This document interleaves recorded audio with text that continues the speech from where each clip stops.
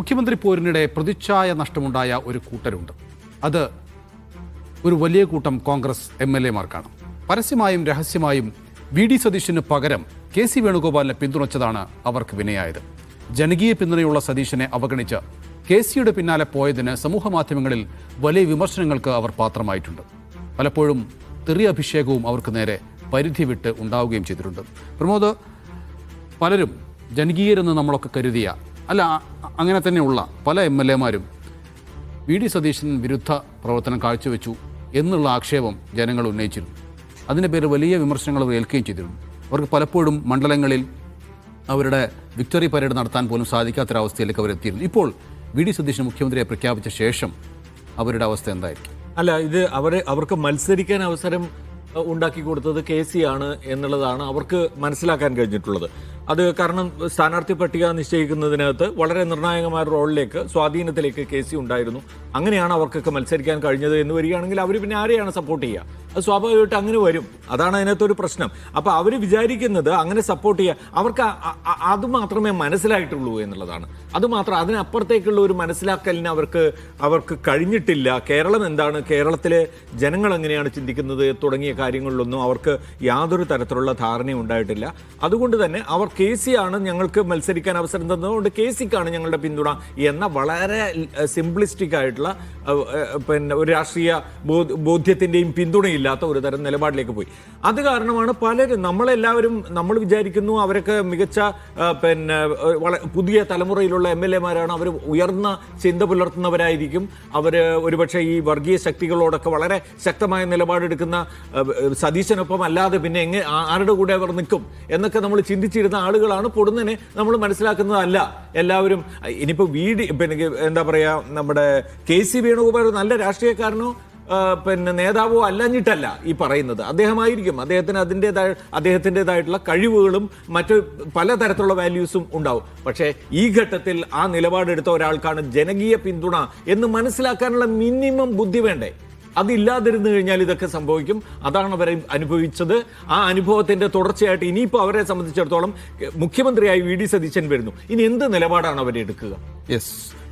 പക്ഷേ അതായത് പ്രതിച്ഛായ നഷ്ടം കളയാൻ, തിരിച്ചെടുക്കാൻ അവർക്ക് സാധിക്കുമോ? പ്രതിച്ഛായ നഷ്ടം ഉണ്ടായിട്ടുണ്ടെന്നൊരു യാഥാർത്ഥ്യമാണ്. KC വേണുഗോപാൽ ഇന്ത്യയിലെ ഏറ്റവും പ്രധാനപ്പെട്ട കോൺഗ്രസ് നേതാവായിരിക്കെ തന്നെ അദ്ദേഹത്തിന് വലിയ പ്രതിച്ഛായ നഷ്ടം അദ്ദേഹത്തിന്റെ ഹോം ലാൻഡിലുണ്ടായി.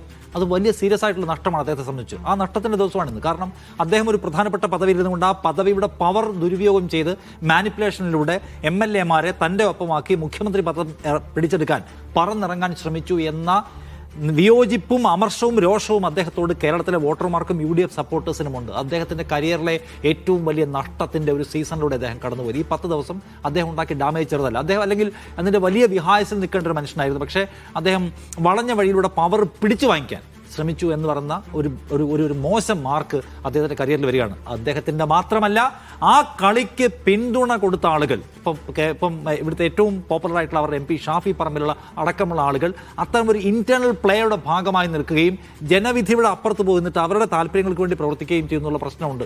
ഇന്നിപ്പോൾ ഷാഫി പറമ്പിൽ വളരെ പൊടുന്നനെ അദ്ദേഹത്തിൻ്റെ പ്രതികരണം ഉണ്ടാകുന്നോർത്ത് ഞാൻ ഫേസ്ബുക്കിലും ഇൻസ്റ്റഗ്രാമിലും അദ്ദേഹം ഇങ്ങനെ നോക്കിക്കൊണ്ടേയിരുന്നു.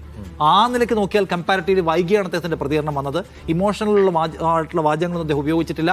അതിന് താഴെ മുഴുവൻ വന്ന് അദ്ദേഹത്തെ പിന്തുണച്ച ആളുകൾ അദ്ദേഹത്തെ എന്ത് പറയാണ്, നിങ്ങൾ ഈ കളിച്ച കളി മോശമാണ് എന്ന് പറയുന്നു. അദ്ദേഹത്തിൻ്റെ പിന്തുണക്കാരായിട്ടുള്ള ആളുകൾ ഓർക്കണം, അവരെല്ലാവരും അത് ഏറ്റവും ശ്രദ്ധേയമായ കാര്യം പറയണം. ഷാഫി പറമ്പിലിനെ പിന്തുണയ്ക്കുന്നവർ വർഗീയവാദികളാണ് എന്ന് പറഞ്ഞു നടന്ന ഒരു കൂട്ടരുണ്ട്, പറഞ്ഞ് നടക്കുന്നവരുണ്ട്. ഷാഫി പറമ്പിലല്ല, ഷാഫി പറമ്പിലിനേക്കാളും മേലെയാണ് VD സതീശൻ. ആ VD സതീശൻ എടുത്തിട്ടുള്ള സെക്യുലർ പൊസിഷൻ. അതുകൊണ്ട് ഷാഫി പറമ്പിലെ നിങ്ങളെക്കാളും ഞങ്ങൾ വാല്യൂ ചെയ്യുന്നത് VD സതീശൻ, വടശ്ശേരി ദാമോദരൻ മകൻ സതീശൻ എന്ന് പറയുന്ന മനുഷ്യനെടുത്ത് സെക്യുലർ പൊസിഷനോടെ ഞങ്ങളുടെ പ്രതിബദ്ധത.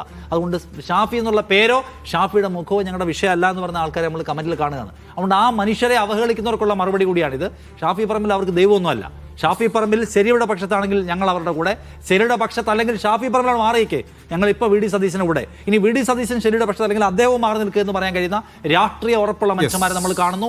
ആ രാഷ്ട്രീയ ഉറപ്പുള്ള മനുഷ്യന്മാരോട് എൻഗേജ് ചെയ്യുമ്പോൾ എന്തായിരിക്കും രാഷ്ട്രീയ ഉറപ്പില്ലാത്തവർ നേരിടുന്ന പ്രശ്നം എന്നാണ് ഇപ്പോൾ ഷാഫി നേരിടുന്ന പ്രശ്നം നമ്മൾ കാണുന്നത്. ഒറ്റ മിനിറ്റ്. അല്ല, എനിക്ക് ഇതൊക്കെ തന്നെയാണ് പറയാനുള്ളത്. ഇതിലേറ്റവും പ്രധാനപ്പെട്ട കാര്യം ഈ പുതുതായി തിരഞ്ഞെടുക്കപ്പെട്ട കുറേയധികം പുതുമുഖ MLA-മാരുണ്ട്.